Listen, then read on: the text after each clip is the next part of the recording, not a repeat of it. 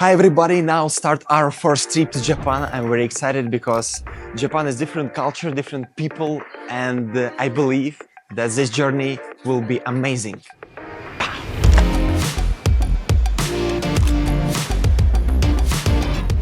When I landed in Osaka, well, I was so surprised. The city is so quiet and clean. I want to say thank you, your country is really tourist friendly. I like that fact that city is not chaotic. And if we talk about prices, things are cheaper than in Europe. I really loved the food. We went to the restaurant where we could fry meat ourselves. That was the best meat in my life. So Masaki, can you a little bit explain what we eat today? Well, today, this is one of our favorite food, yakiniku, which we bake the meat, or we don't have to bake the meat actually here. We can also order some cucumbers or like edamame, which is like beans, or we can even. It's so tasty.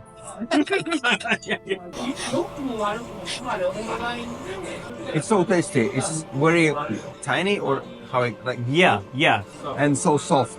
Yes. How do you like? This is a Japanese traditional sauce for yakiniku, and that is including garlic. How do you like it?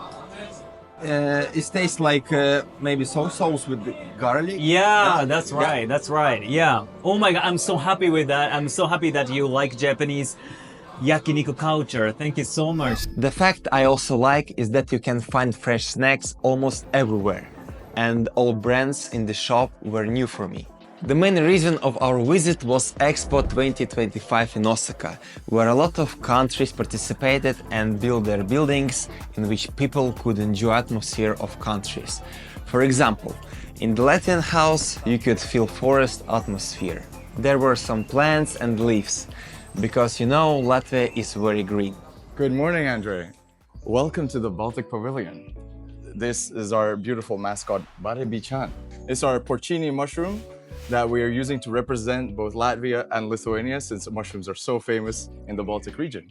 Here we have a main introduction that we say to all the Japanese, which when we say konnichiwa, we say sveiki. Sveiki. And a way to say hello. Yeah. Here we have a little bit of an overview of how many, what's the population, what are the capitals, the total area.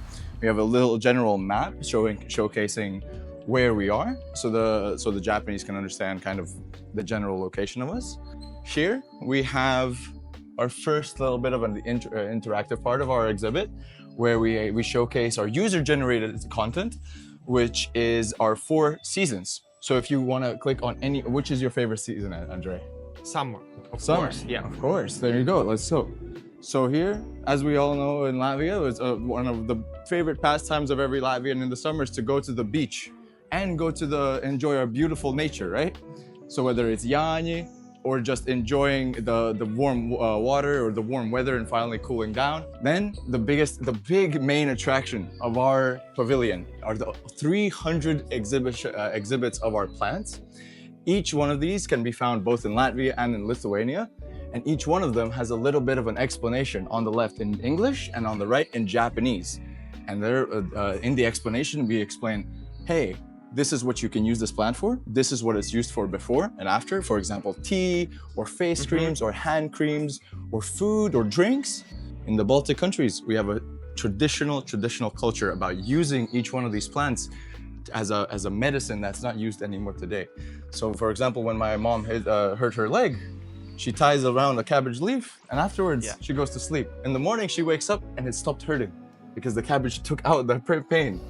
Andre, now I'm going to take you to the main part of this entire exhibition, the best part, where we take all the Japanese and everyone who wants to come after a long day and just relax somewhere. As you see in this room, there's no screens. There's just our beautiful glass wall called the Kizuna wall, Yebsaik Nusiana. So in this wall, we allow people to use their hands to draw something. Just by hands? On the window, just by hands. So if you want to draw, after about 5 minutes, depending on the humidity, the drawing will disappear and you can draw something new. What do you wish to say to the next person coming after you from the bottom of your heart? Okay. I try. Yeah, Put up something to you. there. You'd be surprised how many Japanese are actually saying this as well. The World Expo 2025 takes place from 13 April till 13 of October 2025 on artificial island Umasima. The main expo symbol was Grand Ring, the biggest wood construction in the world of 61,000 square meters. This construction was made with traditional Japanese technology without nails. Among unusual things, there was dragon meat from synthetic DNA, flying cars, and a real meteor from Mars. Also, a mascot of the festival was Miyake. It became an internet phenomenon due to his unusual image. 28 million people will visit the exhibition. One of the days at Expo 2025 was a Latvia National Day where our president participated. At this event we heard our president's speech and there was a show of Latvian national culture. And after that there was a parade with Latvian flag. I really enjoyed this event. At Expo 2025 in Osaka we filmed videos with the red carpet to show atmosphere of this event. And also traveling table with strangers to show them Latvian cuisine.